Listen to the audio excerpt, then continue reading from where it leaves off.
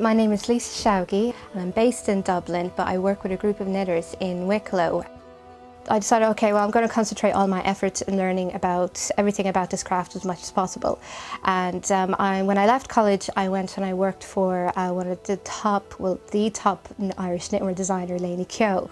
And I learned quite a lot from her, but one of the main things I learned was you can hang on to the commercial element and keep the wearable aspects of the garments, as well as holding on to your own personality, injecting your own personality into your own creations. There are certain sources of inspiration that I find keep popping up in my work. One is definitely my memories of growing up in the Sudan and being surrounded by women and the old kind of adult dress. They wear a lot of voluminous fabrics, but it's also layering and layering of garments, which is the underlayer, the overlayer, and then this, beautiful long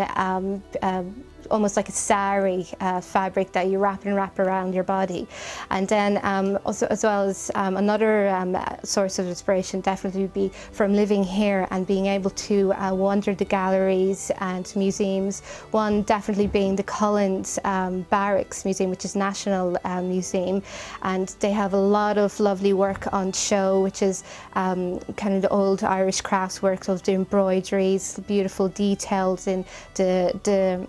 dresses on display. There are different fabrics, the linens, very, very textural fabrics. And even just up the road from that is the Imma Museum, which is the Irish Modern Museum of Arts. And what I love about that is the actual artwork in there, very contemporary work, which is, you get a lot of artists being inspired by even the fashion industry, using a lot of colours, patterns, even sometimes fabrics that they come across in their actual artwork. I do find a lot of it, I do create a lot of voluminous, elegant shapes, dresses, which are very wearable, but then bringing that textural side of things into it, taking different yarns, different contrasting quality yarns, mixing them together, getting some lovely raised textures, as well as maybe putting in some pattern colours in there, playing around with different proportions, where the different, you could have beautiful, lovely kind of voluminous fabrics, but it may not work on, against the Irish skin or against, a modern woman, in today's kind of running around busy society. So it's always trying to bring all those elements into one piece of work and making it wearable, but at the same time you're keeping that wow factor, what you would have seen originally like in Imma or in the Collins Barracks, bringing the old and bringing it into the new and just making it more contemporary. But I love that process of just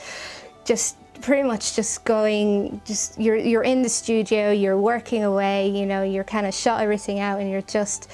creating something, bringing something that's from just your imagination onto paper and actually into, kind of 3D, something that you can hold, you can feel, you can wear, that people will look at and go, I have to have that piece. So once I have all my ideas down on paper and I know it works, then my next step would be to bring the actual production side of things into it. I work with a group of knitters down in Wicklow and a company called Shuttle Knit, a fantastic group of workers, and it's really just developing a good working relationship with them, so they understand how you work, what elements in your designs needs to be consistent, what makes it your style. So it is all kind of having that good working relationship with the knitters and knowing that your designs will be able to come from paper to the fabrics from machines to actually production to the final step, which would be getting it to the shops and sitting there on the rails next to the other buyers' orders which would be coming in.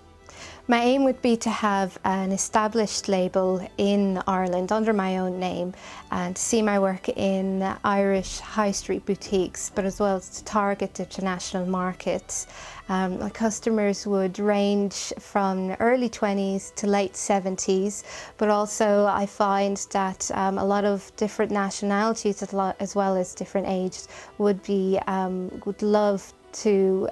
buy and sell my work, and it's a great feeling to have someone come up to you and just be blown away by what you've produced, and to go away and know that they'll be happy to have something in their wardrobe that they'll be able to hang on to no matter what the fashion trends is. It would become a classical piece addition to what they would have already in their wardrobe.